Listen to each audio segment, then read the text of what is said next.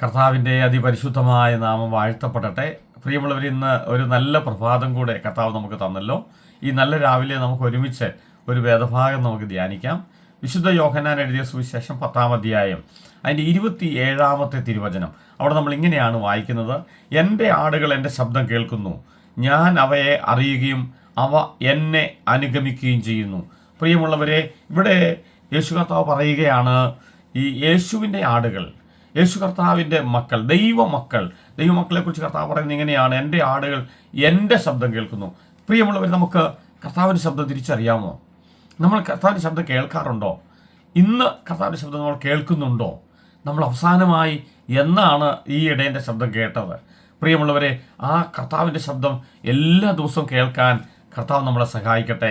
യേശു കർത്താവ്, നിങ്ങൾ കർത്താവിൻ്റെ ശബ്ദം കേൾക്കാൻ കർത്താവ് ആഗ്രഹിക്കുന്നു.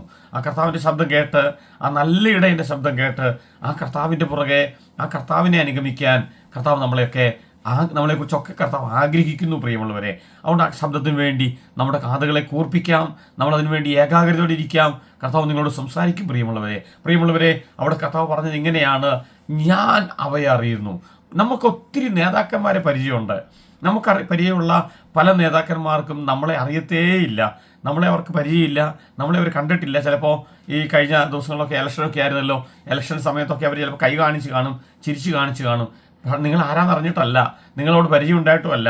ഇനി അവർ നിങ്ങളെ ചിരിച്ച് കാണിക്കുന്നത് 5 വർഷം കഴിഞ്ഞിട്ടേ അവർ നിങ്ങളെ ചിരിച്ച് കാണിക്കുള്ളൂ. എന്നാൽ യേശു കർത്താവ് പറയുക, ഞാൻ അവയെ അറിയുന്നു. പ്രിയമുള്ളവർ, നമ്മളെ നന്നായി അറിയാവുന്ന ഒരു യേശു, നിങ്ങളെ നന്നായിട്ട് അറിയാവുന്ന ഒരു യേശു, നിങ്ങളുടെ ഹൃദയത്തിലെ അവസ്ഥ അറിയാവുന്ന യേശു, നിങ്ങളുടെ സാഹചര്യങ്ങളെ അറിയാവുന്ന യേശു, നിങ്ങളുടെ അവസ്ഥകൾ നന്നായി അറിഞ്ഞ് അതിന് പരിഹാരം തരാൻ പറ്റുന്ന ഒരു നല്ല കർത്താവുണ്ട്. ഇന്ന് രാവിലെ നിങ്ങളുടെ അവസ്ഥ എത്ര മോശമായിക്കോട്ടെ, നിങ്ങളിത് ഏത് പ്രതിസന്ധിയിലൂടെ കടന്നു പോകുന്ന ദിവസവും ആയിക്കോട്ടെ, പ്രിയമുള്ളവരെ, യേശു നിങ്ങളുടെ അവസ്ഥ അറിയുന്നുണ്ട്. യേശു നിങ്ങളെ ഉള്ളതുപോലെ അറിയുന്നുണ്ട്. കർത്താവ് പറയാ, ഞാൻ അവയെ അറിയുന്നു, യേശു എന്നെ അറിയുന്നു. ഇന്ന് രാവിലെ ഒന്ന് പറയാവോ?